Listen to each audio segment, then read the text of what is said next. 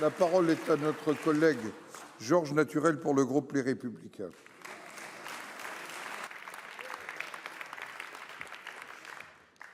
Monsieur le Président, mes chers collègues, ma question s'adresse à Madame la ministre des Outre-mer. Madame la ministre, le Congrès de la Nouvelle-Calédonie vient de rendre son avis sur le projet de loi de consultation anticipée sur l'accord de Bougival qui inverse le calendrier initialement prévu. Cet avis révèle de profondes divisions. Des non-indépendantistes soutiennent la consultation par 19 voix, tout en appelant, pour certains, l'État à reprendre le dialogue. D'autres mouvements, indépendantistes et non-indépendantistes, se sont abstenus par 19 voix. Ils soutiennent l'accord, mais demandent des compléments pour retrouver le consensus perdu. Enfin, le FNLKS a voté contre par 14 voix, tout en appelant à entreprendre toutes les voies encore possibles pour rapprocher les positions et rechercher une solution partagée. Lors des accords précédents, la consultation n'avait jamais eu pour objet de contourner une formation hostile ni de se substituer au consensus, mais de le consacrer démocratiquement. C'est ce chemin qu'il nous faut reprendre. De plus, cette consultation anticipée ne répond ni à la lettre de Bougival, ni à l'esprit de la loi reportant les élections qui visait la poursuite de la discussion en vue d'un accord consensuel. Vous avez écrit le jour du vote aux membres du Congrès, quelle que soit l'orientation retenue, l'État restera mobilisé pour poursuivre avec l'ensemble des partenaires les voies de discussion qui vous paraîtraient devoir être engagées. Il est urgent de donner corps à cet engagement. Alors, Madame la ministre, ma question est donc, quelle suite entendez-vous donner à ce projet de loi de manière concrète?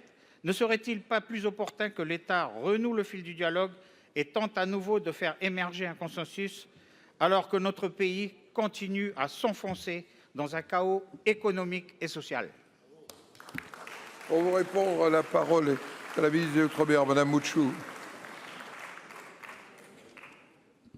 Monsieur le Président, Mesdames, Messieurs les sénateurs, Monsieur le sénateur Naturel, vous l'avez rappelé, le Congrès de la Nouvelle-Calédonie a donc émis un avis favorable mais partagé sur ce projet de loi de consultation. Et je le dis, dans ce contexte, le gouvernement souhaite poursuivre les discussions avec les forces politiques locales qui veulent avancer. Et ce processus ne sera pas défini de manière unilatérale.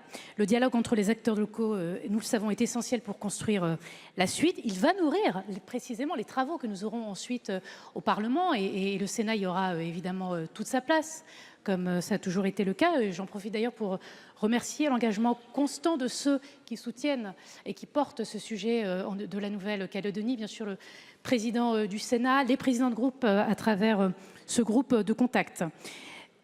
Mais je l'ai dit et je veux insister sur ce point, monsieur le sénateur, parce que je sais aussi que c'est un point qui vous préoccupe. Le temps économique ne peut pas être suspendu au temps institutionnel. Il faut que nous puissions avancer sur ces deux jambes. La situation va exiger des réponses immédiates et je vous rejoins pleinement sur la nécessité d'assurer la stabilité économique et sociale de la Nouvelle-Calédonie.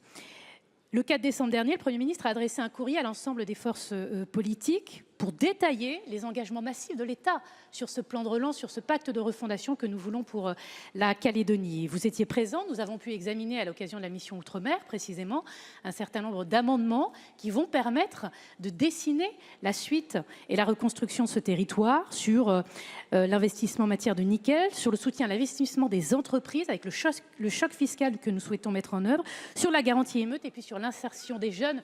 Nous en avions d'ailleurs discuté, vous et moi.